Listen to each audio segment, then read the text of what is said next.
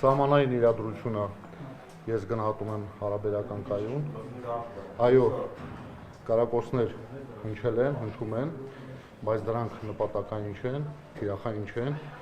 այն կարակոսները, որոնք կոնկրետ թիրախավորում են, դրա մասով մեր պաշտոնական լրահոսը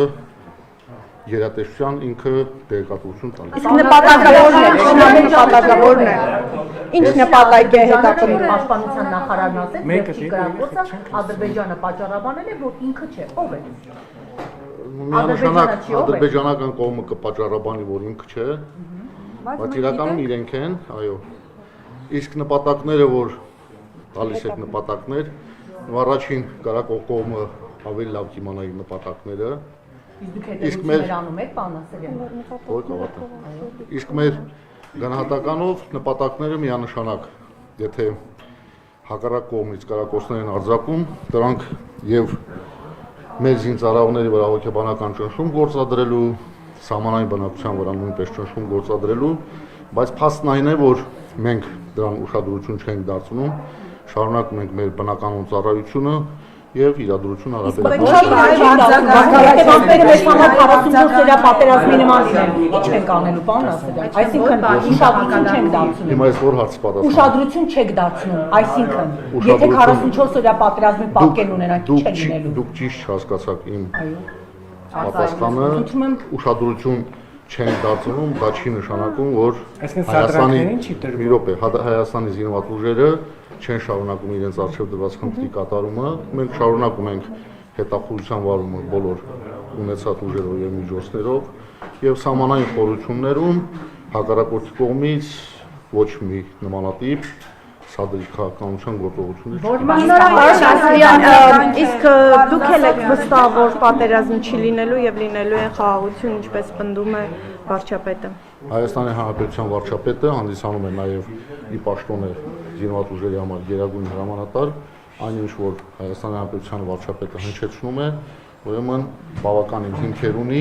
դա հնչեցնելու։ Պարոն Ասելյան, ցանկությունների առաջին վերածել են գնացուցակի, այսինքն ըստ էության մենյուով։ Եթե ինչ-որ մեկը գիտնական, ինչպես պարոն Քոչարյանի տղան օրինակ գիտնական է, բանակից ազատվել է, ինչ-որ մեկը գնացուցակի նայի եւ որոշի այսքան ամիս կվճարի, այս հայրենիքով է պաշտպանելու։ Զինվորական ծառայությունից ազատվելու համար կա օրենսդրություն, համապատասխան օրենքներ, որտեղ շեշտված է ովքեր են ազատում։ Իսկ դուք կողմ եք այն օրենքին, որ հիմա քպական պատգամավորն է ներկայացնում գումարով ազատվել, եւ արդյոք սա չի նշանակում, որ այն կոռուպցիան, որի մասին նաեւ ՔՊ-ից բարձրաձայնում է նույն պատգամավորը,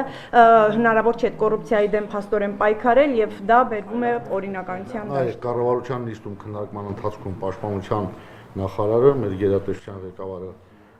ներկայացրել է տեսակետ եւ այդ տեսակետը միայն պաշտպանության նախարարի տեսակետը չէ, դա ամբողջ գերատեսչության ղեկավարության տեսակետն է, այդ թվում նաեւ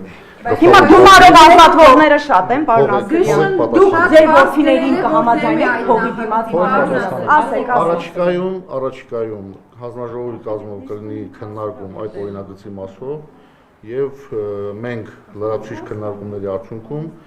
պաշտպանության նախարարի միջոցով մեր գերատեսչության տեսակետը կներկայացնենք այդ Բանակում կոռուպցիան շատ է, պարոն Ասելյան։ Կոռուպցիան շատ է բանակում։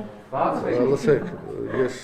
կոռուպցիայի կանխարգելման հանձնաժողովից չեմ, ես գլխավոր շտաբպետն եմ, այո, լինում են դեպքեր, երբ այս կամ այն կարգի զինծառայողները, սպաներ, նաեւ պայմանագրային հիմունքներով ծառայող այլ զինծառայողներ փորձում են